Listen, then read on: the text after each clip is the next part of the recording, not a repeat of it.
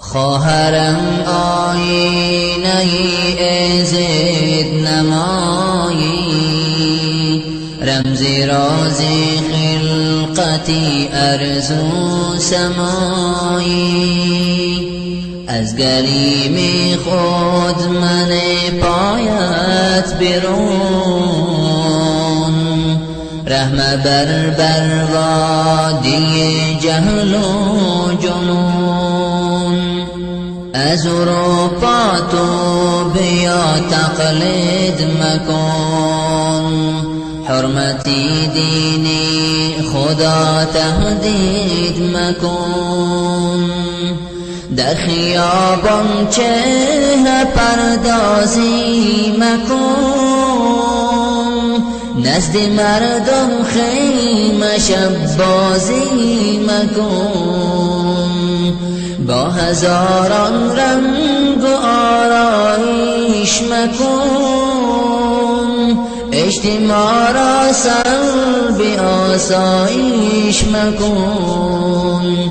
زلفی خود از چادرت بیرون مریز، در مسیری چشمها افسون مریز.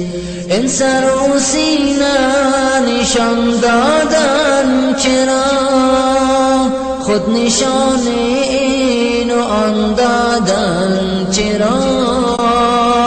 خواب غفلت این چرا آهنگ توست، بد حجابی به حجابی ننگ توست. خواهرم تقلیدی به دینان مکن، دشمنی دینی خدا راضی مکن. خواهری من فتنه انگیزی مکن، با اصول دینی خود بازی مکن.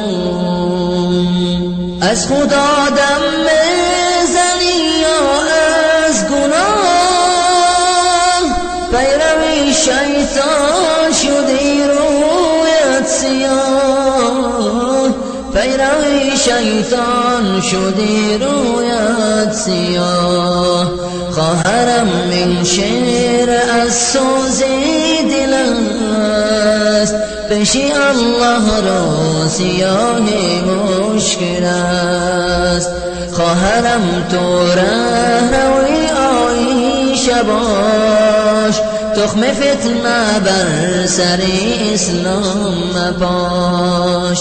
خواهرم تو رهروی عایشه باش،